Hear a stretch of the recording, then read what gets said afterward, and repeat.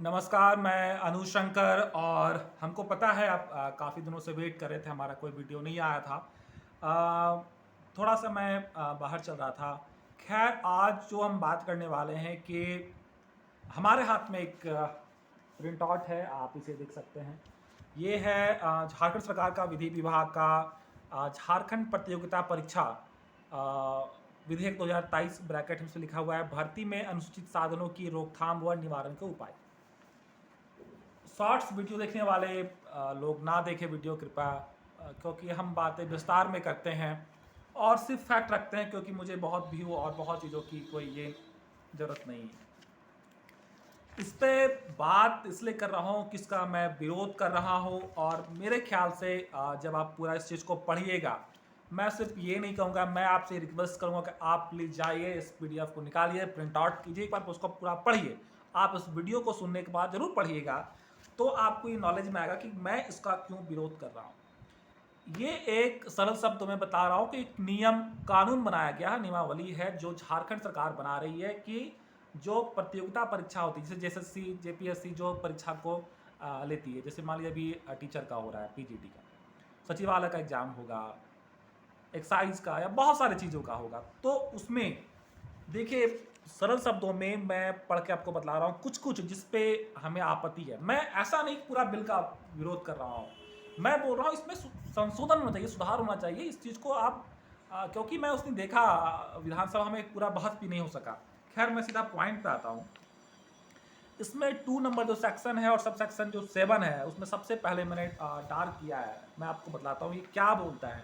इसमें जो लिखा हुआ है कि परीक्षा कक्ष या उसके बाहर कार्य ड्यूटी में तैनात पर्यवेक्षीय कर्मचारियों को या उनके किसी मित्र को या उनके किसी रिश्तेदार को चोट पहुंचाने की मौखिक या लिखित शब्दों द्वारा या संकेतों या दृश्यमान परिस्थितियों द्वारा धमकी देना या अन्यथा पर्यवेक्षीय कर्मचारियों या परीक्षा हॉल में या उनके बाहर कार्य ड्यूटी में तैनात किसी भी व्यक्ति को किसी भी प्रकार की रियायत सहमति दिखाने के लिए प्रेरित करना।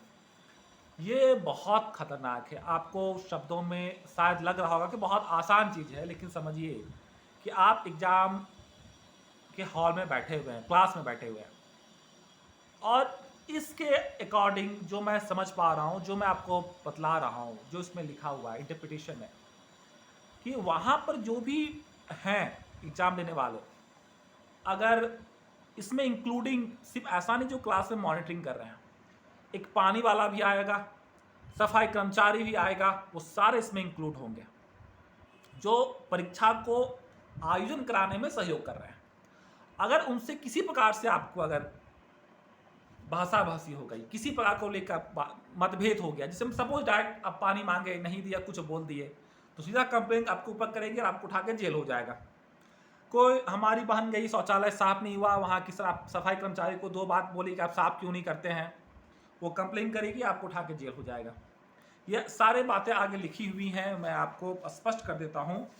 2 के बाद इसी में 2 का जो ठा है, टा के बाद ठा, उसमें लिखा हुआ है कि पर्यवेक्षीय कर्मचारीगण से परीक्षा प्राधिकरण द्वारा किसी भी विधि के अधीन परीक्षा के पर्यवेक्षण और संचालन के लिए नियुक्त कोई भी व्यक्ति अभिप्रेत है, और इसमें ऐसे अन्य व्यक्ति भी शामिल होंगे जिन्हें सक्षम परीक्षा प्राधिकरण द्वारा परीक्षा के संचालन से जुड़े कर्तव्यों और कृत्यों के निष्पादन के लिए नियुक्त किया गया हो।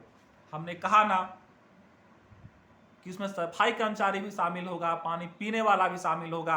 और कितना ताज्जुब वाला बात है, किसी वही नहीं, उसका कोई ममेरा भाई, उसका कोई रिश्तेदार, देखिए रिश्तेदार को परिभाषा नहीं दिया, उसका ममेरा, चचेरा, फुफेरा, साला का साला का साला का साला, कोई भी व्यक्ति अगर उसका आपसे दुश्मनी है तो कह देगा कि चूंकि हमारे मामा के मामा के मामा के लड़के वहाँ थे इस वहाँ एग्जाम में, इसीलिए ये लड़का हमको धमकाया, तो आपके ऊपर केस हो जाएगा और आपको फिर जेल हो जाएगा बिना किसी इंक्वायरी के। अब पूछेगा ऐसा क्या कानून है?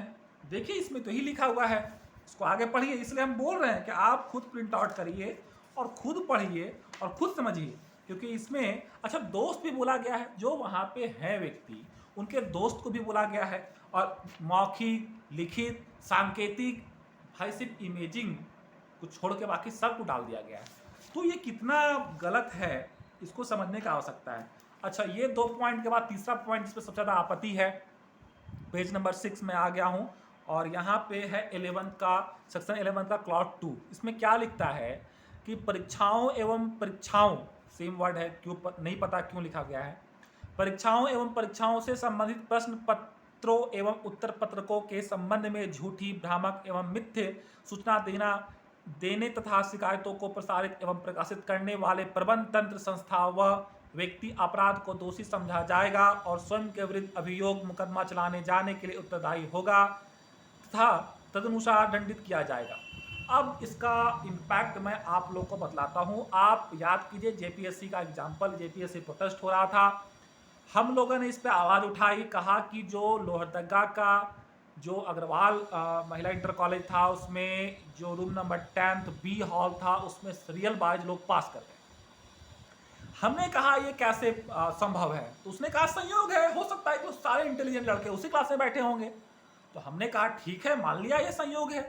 तो हम लोगों ने ये बात कही, मैंने ये बात कही कि सारे लोगों का जो आंसर शीट है उसको पब्लिक डोमेन में डाल दीजिए। अगर सभी लोग कट ऑफ मार्क्स से एक्स्ट्रा मार्क्स लाते हैं तो ठीक है, कोई दिक्कत नहीं है। और सारे लोग अलग अलग क्वेश्चन को बना के और मार्क्स मान ली किसी 130 है, कि 134, कि 137, किसी को 138, 164, तो कोई आप दिक्कत नहीं।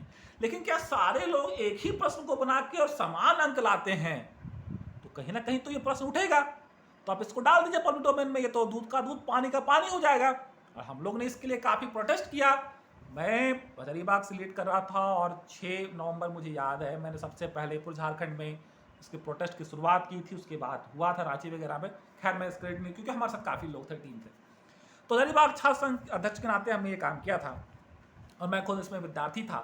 तो अगर अभी इस कानून के बनने के बाद अगर हम प्रोटेस्ट ऐसा करते हैं तो सरकार उठाएगी, हमको उठा के जेल में डाल देगी। सिर्फ हमको ही नहीं, जो इस न्यूज को दिखाएगा, वो यूट्यूबर हो, ब्लॉग चलाने वाले हो, पत्रकार हो, सबको उठा कर डाल देगा। क्योंकि इसमें बोल रहा है मिथ्या।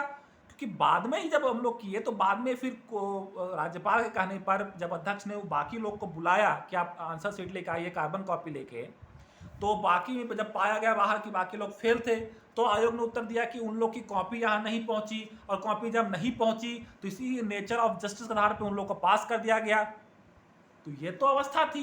बाद में बोला, पहले बोला संयोग, बाद में बोला प्रयोग था। तो अगर ऐसे चीज को हम लोग पकड़ने के लिए फिर आवाज उठाएंगे तो जेल डाल दिया जाएगा, हमको भी, आपको भी।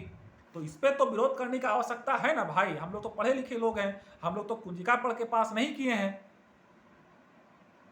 खैर आगे देखिए, और इसमें क्या है, इसी में आप आ गए, ये 12 जो है, 12 को तो हम समर्थन करते हैं, कोई दिक्कत नहीं है। हम पुनः आपसे अनुरोध करेंगे कि एक बार आप इसको प्रिंट आउट कीजिए और उसको पढ़िए कि इस पर क्या लिखा हुआ है, और आप जो अच्छे कानून का जानकार है उनसे भी मिलिए और देखिए। इसी में हम पेज नंबर 8 में आए हुए हैं और जो 13 नंबर चीज़ है उसको मैं पढ़ रहा हूँ, क्या लिखा हुआ है।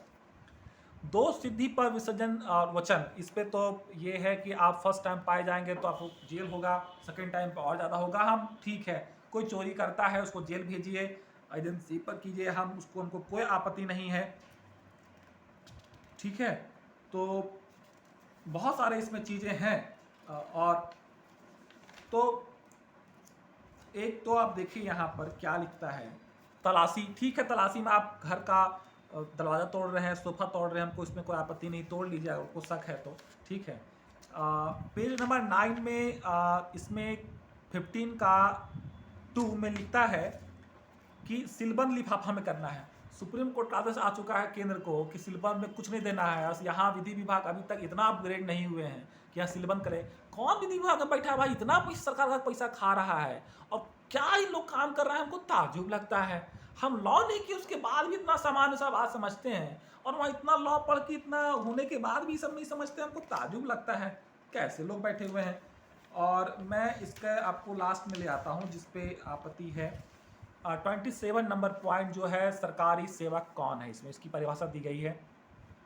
इस अध्यादेश के प्रयोजन के लिए सरकारी सेवक का अर्थ है, और इसमें कोई व्यक्ति भी सम्मिलित है, चाहे वह सरकारी कर्मचारी हो या कोई अन्य व्यक्ति जो परीक्षा प्राधिकरण जैसे कि अनुसूची 1 में विशिष्ट रूप से उल्लेखित है द्वारा प्रत्यक्ष या अप्रत्यक्ष रूप से परीक्षा के आयोजन में नियोजित किया गया हो। हमने पहले ही आपको ये बात बतला दी थी। तो ये कानून जो है वो बिल्कुल छात्रों के हित में नहीं है। हम अनुरोध करेंगे विधि विभाग सरकार से कि जिन पॉइंटों पर हम सबको आपत्ति है इस पर एक बार विचार कीजिए और सदन में अच्छे से इसका चर्चा करवाइए। उसके बाद क्योंकि देखिए हमने इससे पहले भी जब नियोजन नीति बनी थी समान वर्ग को बाहर रख के, तो हमने उसका विरोध किया था क्योंकि उत्तराखंड के पॉलिसी का कॉपी किया गया था। हम उत्तराखंड की पॉलिसी उन्हें पढ़ा था। यहाँ बहुत सारे लोग जाति का एंगल देख के बोले नहीं ठीक है ठीक है ठीक है, हाई कोर्ट ने रद्द कर दिया ना। फिर बहुत सारी चीज़ में हमने विरोध किया, आप लोग समर्थन किया, वापस लौटा दिया गया राजभवन से 1932 भी। तो हम तो चाहते हैं लेकिन तर्क संगत और कानून के साथ होना चाहिए ना भाई कोई भी बात को।